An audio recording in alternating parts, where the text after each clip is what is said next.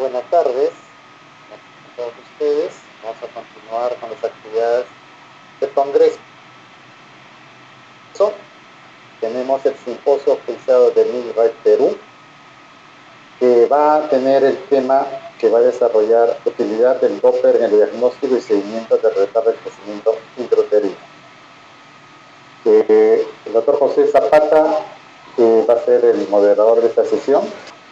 El doctor José Zapata es médico ginecobstetra de la subespecialidad de medicina fetal del Instituto de Excel de Barcelona, España, profesor principal y director general de la Escuela de Ecografía de Imagen, presidente de la Fundación de Medicina Fetal del Perú, miembro del Comité Externo de Fundación de Medicina Fetal Barcelona, España, Fellowship de Mortalidad Materna y Perinatal de Kuala Lumpur, Malasia, miembro de Sociedades Internacionales, la Sociedad Peruana de Ginecobstetricia, de la Sociedad Peruana de Ultrasonido y muchos cargos más del doctor José Zapata. Entonces dejo con ustedes para la conducción de esta moderación del importante tema a desarrollar al doctor José Zapata. Ok, muchísimas gracias. En primer lugar, agradecer a la Sociedad Peruana de Obstetricia y Ginecología por considerarme en este simposio, que es muy importante, sobre restricción de crecimiento, y como uno de los grandes maestros de la parte de ultrasonido de Argentina, que es el doctor Daniel Cafici, que es una persona muy respetada y conocida por todos, como ustedes saben. Voy a presentarlo. Él es presidente de la Sociedad de Ultrasonido y Medicina y Biología. Así es embajador de la ISOT, que es la Sociedad Internacional de Ultrasonido. También muchos libros ha publicado, muchos de ustedes conocen su trayectoria, que es muy importante. Y también, aparte de eso, es un gran profesional y también es un gran amigo. Lo presento con mucho cariño y que todos los peruanos espero pronto verlo. Yo mañana estaré viajando a Argentina también para ver algunas cosas, pero muy importante. Lo presento y, doctor, como siempre, una clase va a ser extraordinaria y van a aprovecharlo todos ustedes. Bienvenido al Congreso y espero que pronto sea presencial. Muchas gracias y 30 minutos es su presentación. Muchas gracias, José, un gusto verte nuevamente. Y si vas a estar por Buenos Aires, te esperamos en el Congreso de la SAUM, que empieza mañana. Con mucho gusto te recibiré. Bien, tenemos 30 minutos, así que sin más les voy a compartir la pantalla. ¿Me confirman, José, si están viendo mi pantalla entera? Así es, doctor, tiene la palabra. Bien. Bueno, vamos a dar un background antes de hablar qué es lo que hacemos para el seguimiento y el manejo. Entonces comencemos por hacer un llamado de atención sobre el concepto clásico de restricción de crecimiento intrauterino, que ya todos tenemos claro que es clásico pero no es adecuado. Peso fetal o circunferencia abdominal por debajo del percentil 10. Esto quiere decir que uno asume que todo feto que esté exactamente por debajo del percentil 10, esto es 9,8, es una restricción de crecimiento, y todo aquel que esté por encima del 10 está sano en cuanto a lo que hace al crecimiento. Y la verdad que suena un poco desquiciado, cuando menos, porque los puntos de corte no son tan exactos y va a haber muchos fetos que estén con un peso por debajo del percentil 10, que sean bajo peso, pero que no sean restricción de crecimiento, dado que tienen un potencial para crecer menos. Y por otra parte, tenemos que tener cuidado de que algún feto tenga una restricción de crecimiento sin haber caído por debajo del percentil 10, porque tenía un potencial para nacer con un percentil 70, 80 y nació en un percentil 20. Ambas situaciones las tenemos que tener muy en cuenta cuando definimos restricción de crecimiento. Entonces, sí es cierto que vamos a estudiar al bajo peso, porque en el sector del bajo peso para edad gestacional es donde se concentran la mayoría de los fetos que van a tener algún resultado perinatal desfavorable, que eso es lo que estamos buscando nosotros. No estamos buscando chicos delgados o gordos, sino que estamos buscando resultado perinatal. Y hacemos el tamizaje dentro de los de bajo peso. Una vez que tenemos un feto de bajo peso, como yo prefiero decir, porque no simplemente es bajo peso, porque el peso puede ser adecuado pero estar creciendo mal, o la circunferencia abdominal se cayó de percentiles de manera importante, o tenemos un peso al límite pero la paciente tiene antecedentes que nos preocupan. Entonces no es solamente bajo peso, ampliaría esta bolsa a aquel feto que tiene bajo peso o que estamos sospechando un crecimiento anormal. Tenemos que descartar entonces patología fetal, en primer lugar, en segundo lugar, pero hay que descartarla. Ese feto puede ser de bajo peso porque tiene una anomalía cromosómica, estructural, congénita, etcétera, infecciosa. Y una vez descartado eso, con los mecanismos que consideremos necesarios, test virales, corocentesis, para investigación de cariotipo, etcétera, etcétera, vamos a evaluar la suficiencia placentaria, dado que sabemos que uno de los trastornos que más nos preocupan es la restricción de crecimiento por insuficiencia placentaria. ¿Cuál es nuestra herramienta? Bueno, definitivamente, si yo les preguntara rápidamente, herramienta para el diagnóstico y aún para el manejo de la restricción de crecimiento, me contestarían Doppler arterioumbilical, y estamos de acuerdo. ¿Y en qué se basa esto? Se basa en que sabemos que cuando una placenta está totalmente permeable, funcional, entonces la sangre llega a ella por ambas arterias umbilicales sin ningún tipo de impedimento. Entonces cuando yo registre la onda Doppler a este nivel, vamos a tener un patrón de baja resistencia, y eso me dice que, bueno, si no tengo resistencia para llegar a la placenta, es que la placenta está indemne, y por lo tanto debo tener un buen flujo de sangre a través de la vena, y por ese motivo mi feto no tiene un correcto aporte de oxígeno y nutrientes. Ahora, si esta placenta empieza a sufrir fenómeno de isquemia, trombosis y pierde territorio, entonces cuando la sangre quiera llegar a la placenta, se va a encontrar con un freno, no va a poder llegar con facilidad porque no tiene mucho sitio donde distribuirse. Esa placenta ha perdido funcionalidad. Entonces, eso se va a transmitir en un patrón de elevada resistencia. Y nuevamente asumimos, bueno, si cuando quiero llegar a la placenta me encuentro con una resistencia que me lo impide, es porque esa placenta está insuficiente, y por lo tanto el flujo de sangre que le va a enviar esa placenta insuficiente a mi feto está disminuido, y por eso es de bajo peso, porque tiene un déficit de nutrientes y también seguramente de oxígeno, según el momento y la forma de restricción de crecimiento que tenga. Es por eso que, apoyado en la evidencia, el estudio Porto mostró que la mejor combinación para definir un feto con restricción de crecimiento intraútero por insuficiencia placentaria no era simplemente el peso, sino que era el peso combinado con un Doppler arterioumbilical anormal, salvo que el peso estuviera por debajo del percentil 3. ¿Por qué? Porque un feto que está por debajo del percentil 3 tiene una elevada asociación con un resultado perinatal desfavorable, independientemente del resultado del Doppler. Por lo tanto, alcanza con eso para considerarlo como restricción de crecimiento. Entonces, si nos basamos solamente en la arteria umbilical para diagnosticar insuficiencia placentaria, vamos a tener dos grupos. Un grupo con arteria umbilical anormal, y vamos a estar hablando de restricción de crecimiento placentaria, y un grupo con arteria umbilical normal, y vamos a hablar de un bajo peso constitucional. Esto fue así mucho tiempo lo enseñamos así, pero sabemos actualmente que la pérdida de territorio placentario es gradual y depende del momento en que se está produciendo ese trastorno.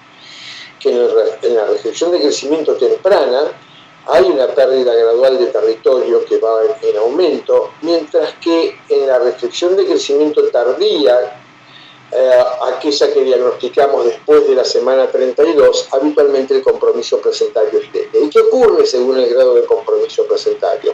Ocurre que cuando el compromiso es menor al 30%, la arteria umbilical sigue permaneciendo dentro de rangos normales. cuando ya supera el 30 y hasta un 60, vamos a tener un aumento del índice de pulsatilidad en la arteria umbilical, y cuando aumente más del 60 vamos a tener entonces un flujo ausente o reverso. ¿Qué quiere decir eso? Que podemos tener un feto cuya placenta haya perdido un 25% de su territorio y que lógicamente va a tener repercusión. Muy probablemente ese feto tenga una caída de peso o al menos una caída en su curva de crecimiento, pero la arteria umbilical no se va a manifestar. La arteria umbilical se va a mantener dentro de rangos normales. Reitero, esto es cuando el compromiso es menor al 30%, esto se da sobre todo en la restricción de crecimiento tardía, que se caracteriza por tener una insuficiencia placentaria leve. ¿Ese feto está totalmente sano porque la umbilical está sana? No, de ninguna manera. Igual tiene riesgos. Igual tiene riesgo de sufrimiento fetal intraparto, igual tiene riesgo de muerte sin causa aparente, pero la causa está subyacentemente. Por lo tanto, y también tiene riesgo de secuelas cardiovasculares y neurológicas, si bien más leves que la del precoz, a distancia. Entonces, actualmente ha cambiado el paradigma. Es cierto que si la arteria umbilical está con altos índices de pulsatilidad, el diagnóstico puede ser dado como restricción de crecimiento placentaria. Ahora, si la arteria umbilical está normal en un feto de bajo peso o que está creciendo mal, entonces puede que sea un bajo peso constitucional sano, pero también puede tratarse de una restricción de crecimiento tardía. Es por eso que actualmente, en general, hay un mayor apego a la clasificación que publicó Gorsin, y que está basada en una metodología Delphi. Esto es a través de encuestas a referentes en el tema, donde distingue ahora entre restricción de crecimiento precoz y tardía. Obviamente que si la restricción de crecimiento es placentaria, no tiene que haber anomalías congénitas. Dijimos que precoz definíamos hasta las 32 semanas e incorpora a lo que habíamos visto en el estudio Porto, la circunferencia abdominal. Circunferencia abdominal o peso fetal estimado por debajo del percentil 3. O bien, circunferencia abdominal o peso fetal estimado por encima del 3, pero por debajo del 10, combinado con índices anormales de arteria uterina o arteria umbilical. ¿Qué queda para la restricción de crecimiento placentaria tardía? Bueno, obviamente que nuevamente no anomalías congénitas, porque estamos hablando de placentaria. 32 semanas o más, dijimos que ese era el límite entre precoz y tardía. Nuevamente, circunferencia abdominal o peso fetal estimado por debajo del percentil 3. Por lo tanto, para que quede claro, en cualquier momento, si ustedes tienen un feto cuyo peso o circunferencia abdominal está por debajo del percentil 3, independientemente del resultado del Doppler, se lo define y se lo sigue como una restricción de crecimiento temprano. ¿Y para qué el Doppler en estos casos? Bueno, para seguimiento. No hace falta el Doppler para el diagnóstico ya está establecido, pero sí va a servir el Doppler para el seguimiento. O dos de los siguientes. Dado que no se altera la arteria umbilical frecuentemente en el retardo tardío, tenemos que buscar otras alternativas, como son la circunferencia fetal o el peso fetal estimado por debajo de 10, con una circunferencia abdominal o peso fetal estimado, o combinado con circunferencia abdominal o peso fetal estimado que caiga 2 cuartiles, o bien con una relación cerebro-placentaria por debajo del percentil 5 o una arteria umbilical que en ocasiones se puede llegar a alterar, no es lo habitual, por encima del percentil 95. Habitualmente a esto se le agrega la arteria uterina por encima del percentil 95, y hay ciertos reparos con el segundo ítem, circunferencia abdominal, peso fetal estimado, caída de 2 cuartiles, porque realmente 2 cuartiles son 50 percentiles, es una caída muy grande, y tampoco aclara en la clasificación en cuánto tiempo uno espera esa caída de 2 cuartiles, en 2 días, en 10 días, en una semana, con lo cual no muchas normas se acatan esta parte de la clasificación. Bien, 2 palabras para resumir, porque el tema es muy largo, lo tenemos que desarrollar en media hora, entre RCI temprano y RCI tardío, que dijimos que se basa por, el diagnóstico se sustenta por definición en las 32 semanas. Se ha puesto el punto de corte arbitrario de 32 semanas. Y tiene diferencias, terribles diferencias. En la restricción de crecimiento fetal temprana, primero obviamente son las menos, es el 30%, hay habitualmente una importante caída de peso, un marcado compromiso placentario, alta asociación con trastornos hipertensivos asociados al embarazo. El diagnóstico es sencillo, la arteria umbilical es la gran herramienta diagnóstica. El manejo es complicado porque se tiene que luchar contra la prematurez y tiene una elevada mortalidad y morbilidad. Los cambios tempranos en el Doppler son el aumento de resistencia en la arteria uterina y en la arteria umbilical y la caída en la resistencia de la arteria cerebral media. Los cambios tardíos son la ausencia o flujo reverso en la diástole en la arteria umbilical y la ausencia o flujo reverso en la onda A del ducto venoso.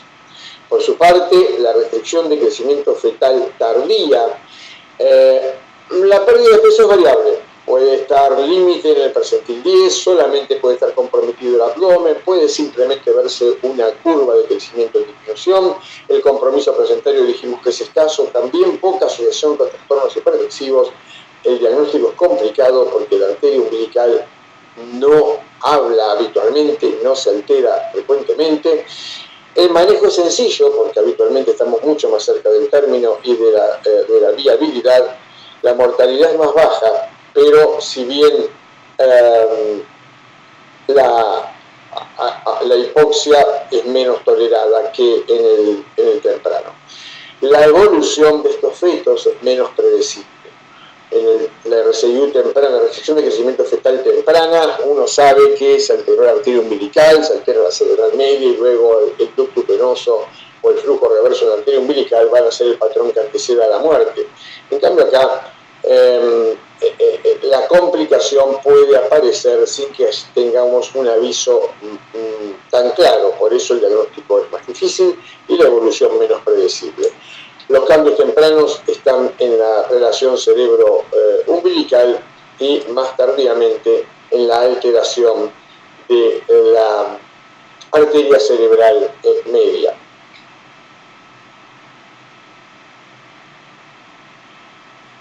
Vamos a ver un poco este concepto de perfusión y difusión para entender la diferencia en cuanto a la fisiopatología en la restricción de crecimiento temprana y tardía.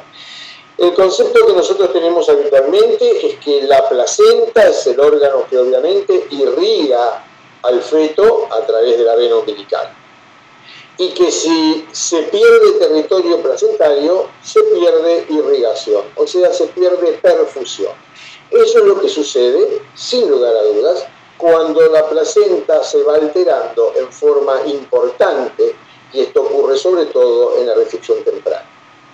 Pero aparte, en una placenta insuficiente hay vellosidades que están, que no se perdieron, que no se obliteraron, y por lo tanto dejan pasar sangre, no alteran la resistencia, pero esa vellosidad difunde mal.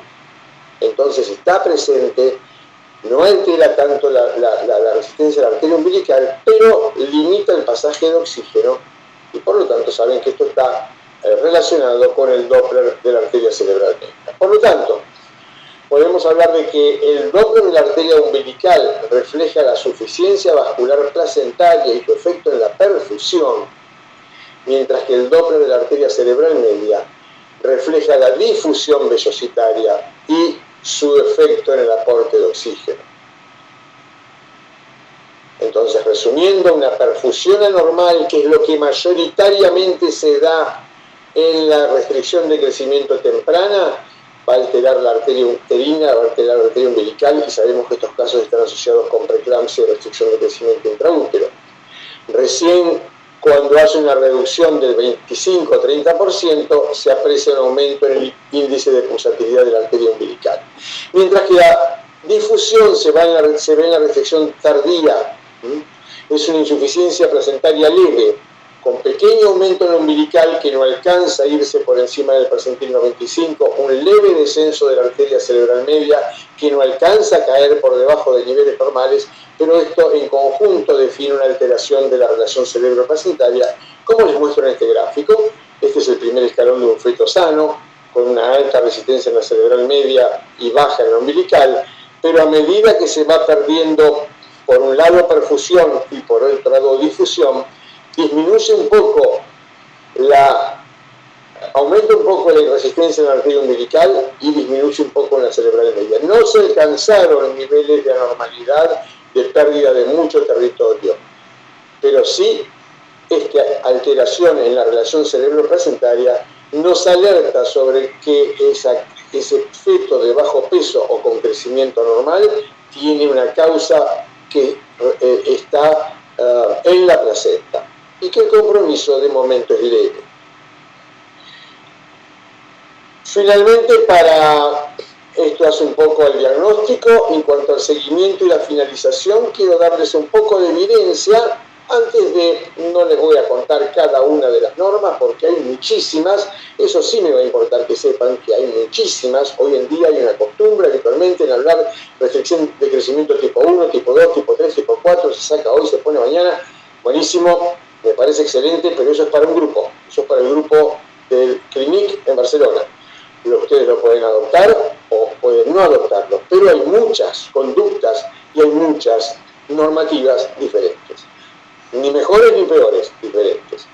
Pero todas se basan un poco en la evidencia, que es lo que yo les quiero mostrar, para que después ustedes tomen su propia decisión y digan, sí, yo voy a seguir lo que me dice la calculadora de Barcelona, o no, yo voy a seguir lo que hacen los norteamericanos, o yo voy a seguir lo que hace Nicolaides. Y estos datos de la evidencia son, primero, grabarnos cada día que pasa el feto in útero hasta las 27 semanas, mejora un 2% su sobrevida y su sobrevida sin secuelas. 2% por día. Una semana, 14% mejor sobrevida sin secuelas. A partir de las 27 semanas, la ganancia es menor, es del 1%. Y los tres trabajos que les quiero mencionar muy brevemente para ver en qué se basa todas las normas que ustedes pueden conocer son el GRID, el TRAFL y el DIGITA. ¿Qué propuso el GRID? Bueno, simplemente randomizó conductas en colegas médicos que tenían dudas sobre qué hacer. Tengo un feto que está creciendo mal, que la arteria umbilical está normal, o la uterina, o esto, y no sé si terminarlo o no terminarlo, esperar a qué momento. Bueno, este estudio dijo, bueno, vamos a dividirnos en dos grupos. La mitad de ustedes va a madurar al feto y lo va a terminar, la otra mitad va a esperar. ¿Y hasta cuándo esperamos? Hasta que algo se complique, tengan miedo, les parezca que no quieren seguir adelante. No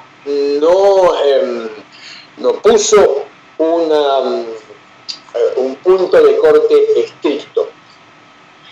Quedó a criterio de los técnicos. ¿Y qué ocurrió?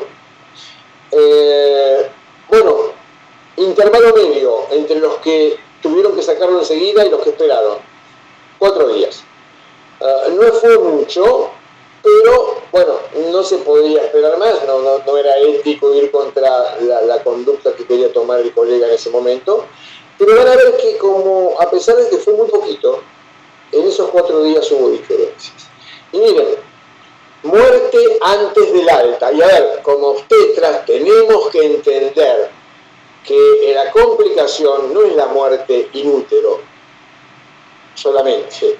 Esa es la complicación nuestra, la de la obstetra, pero la complicación que le interesa a la madre, al neonatólogo y a todo el mundo es que ese feto tenga un resultado final feliz. Y eso quiere decir muerte antes del alta y quiere decir secuelas.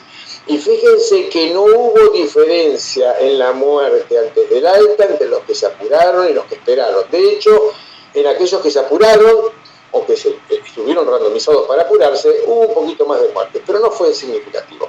Obviamente que aquellos que se apuraron en sacarlo tuvieron menos mortalidad in útero, y el obstetra estuvo más feliz. Pero los que esperaron, por otra parte, tuvieron muchas más muertes neonatales. ¿Y qué pasó a los 2 años?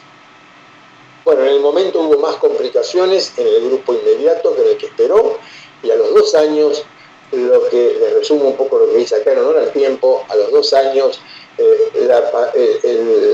el grupo inmediato, aquellos que terminaron enseguida la gestación, tuvieron mucha más prevalencia de parálisis cerebral versus el grupo que se tomó un tiempo para la terminación. ¿Por qué pasa eso? Porque recuerden que estamos lidiando entre 2 enfermedades.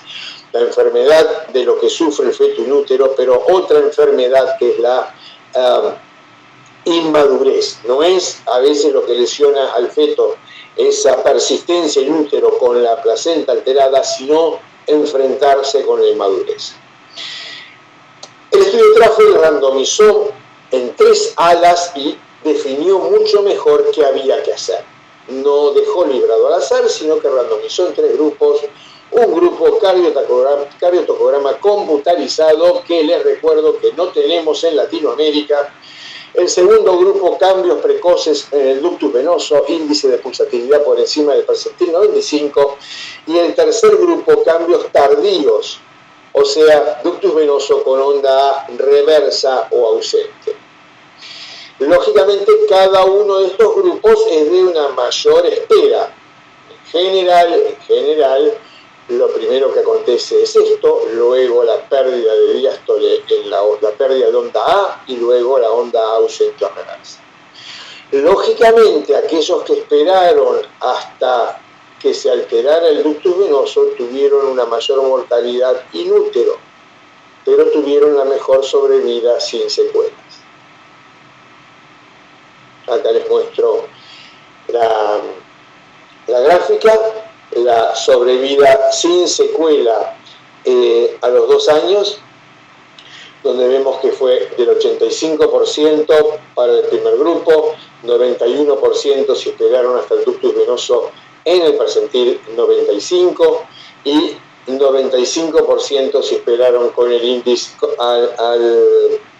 al ductus venoso con onda ausente o reversa. Y esto fue estadísticamente significativo. Si comparamos ahora qué es lo que ocurre con la muerte versus compromiso neurológico, vemos que el grupo que a medida que se prolongó la espera, desde cardiotocograma computarizado, pasando por el ductus venoso con índice de pulsatividad aumentada, llegando hasta el ausente, la mortalidad fue un poquito mayor, ¿sí? Pero no fue significativa, mientras que la caída en el compromiso neurológico fue estadísticamente significativa cuando se esperó hasta el ductus venoso para la toma de conducta. De manera tal que esto nos muestra un poco a veces tanto el estudio GRID como el estudio Traffel. Por un lado, la ventaja de a veces esperar armados, esperar controlando, esperar preparados a que el embarazo evolucione un poquito más in útero y mejore la sobrevida y la sobrevida sin secuelas. Por otro lado, nos muestra, si revisáramos por tiempo no repuesto los resultados del estudio Traffel, más allá de las diferencias que les muestro en todos los grupos, estos fetos que fueron protocolizados de manera estricta, tuvieron en el resultado final una muy baja tasa en comparación con otras series de mortalidad y de morbilidad. ¿Y qué quiere decir eso? Eso en general, más allá de que se haya optado por terminar en un momento o en otro, eso quiere decir que, bueno, cuando se trabaja con un protocolo bien estandarizado, con conductas bien programadas y probadas, el resultado siempre es mejor.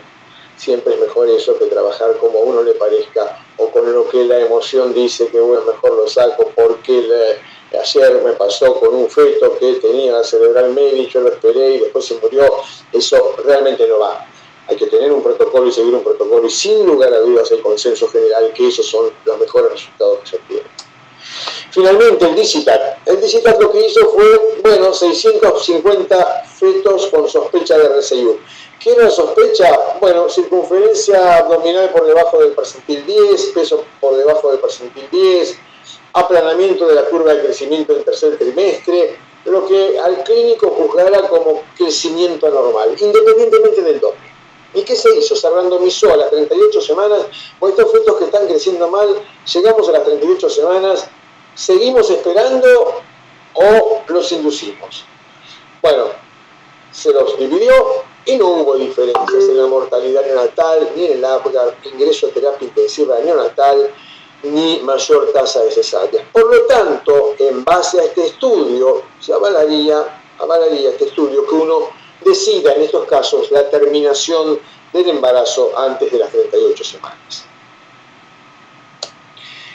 Desde ya que no tenemos tiempo de revisar todo esto, está todo publicado, pero simplemente les quiero mostrar en un golpe que hay diferencias, no muchísimas, entre los europeos, Medicina Fetal Barcelona, ISO, por ejemplo, Medicina Fetal Barcelona no toma la circunferencia abdominal, no utiliza el perfil biofísico fetal, la Fundación de Medicina Fetal mezcla absolutamente todo y la Sociedad de Medicina Materno-Fetal de Estados Unidos, así como el ACO, el American College, no utilizan otro Doppler que no sea el de la arteria umbilical, no utilizan cerebral media, ni uterinas, ni de túneles. Por lo tanto, hay diferencias. Acá hay otra diapositiva que les muestra un poco las diferencias dentro de estas tres sociedades.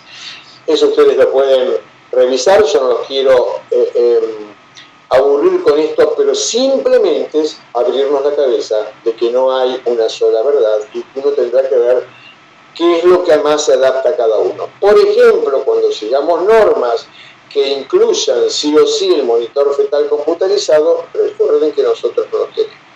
Si nosotros adherimos a terminar el feto, a diagnosticar también por circunferencia abdominal, algunas de las calculadoras que usamos no lo toman en cuenta. Si nosotros queremos terminar un embarazo pequeño para edad gestacional a las 38 semanas, no todas las sociedades lo hagan. Es por eso que les dejo esto, que resume un poquito lo que hacen todos. Hay bastante consenso en esto, con algunas diferencias, obviamente no en Estados Unidos porque no usan estos parámetros, pero esto es una buena resumen de casi todas las conductas. Menos de 26 semanas indicación materna, 26 a 30 ducto penoso, 30 a 34 flujo reverso, algunos 30 a 32, otros 32 a 34. Luego el flujo ausente, a partir de las 37 semanas, percentil 3, o sea, el bajo peso por debajo del 3, o con diagnóstico por uterina, relación cerebro-umbilical o arteria cerebral media, y 38-40, algunos a las 38, otros a las 40, el bajo peso con Doppler normal. Les di las evidencias para que cada uno tome sus conductas y sus decisiones según los mecanismos que tenga. Recuerden que es importante trabajar en el diagnóstico y manejo, porque fíjense cómo cambia la mortalidad y las complicaciones en la restricción de crecimiento cuando no son identificados y manejados adecuadamente versus aquellos que son identificados y manejados adecuadamente. Por lo tanto, y como mensaje final, tener en cuenta que hay diferentes fenotipos según el grado de compromiso presentario, evitar puntos de corte estrictos. A veces no hace falta llegar a un peso en el percentil 9 para darnos cuenta que está creciendo mal y que tenemos que seguirlo y diagnosticarlo. Por eso preferimos el manejo personalizado, tener en cuenta la evidencia disponible y adaptarla entonces a nuestros recursos que tengamos localmente. Muchísimas gracias por su atención, muchísimas gracias a las autoridades de la Sociedad Peruana de Obstetricia y Ginecología, y un muy especial agradecimiento a la empresa Milray, que siempre está comprometida con la educación en ultrasonido.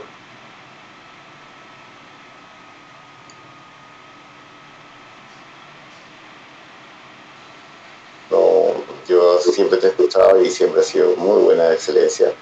No tenemos muy poco tiempo, muy poquitos. No sé si alguien quiere hacer alguna pregunta. Una sola consulta nada más para que todos tenemos una idea.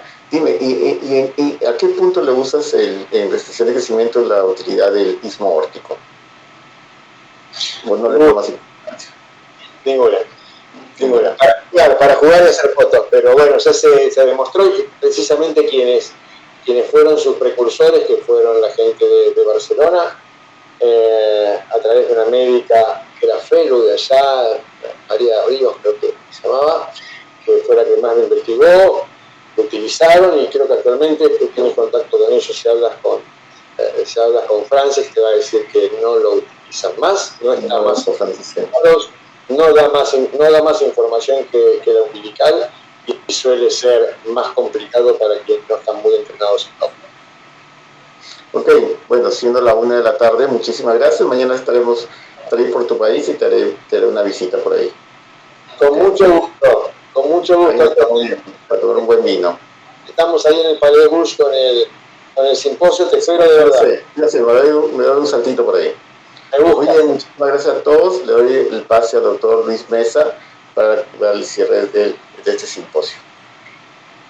Gracias, doctor José Zapata. Gracias, doctor Daniel Capiche. Excelente la presentación que realizó, muy didáctica, muy clara. Creo que ha sido de provecho para todos los médicos que están participando en este congreso de ginecología y obstetricia. Muchas gracias a todos, y pasemos ya al siguiente tema que se va a ver de la programación. Muchas gracias a todos. Viene la conferencia de la Academia Americana de Gineco-Obstetricia. Gracias a todos.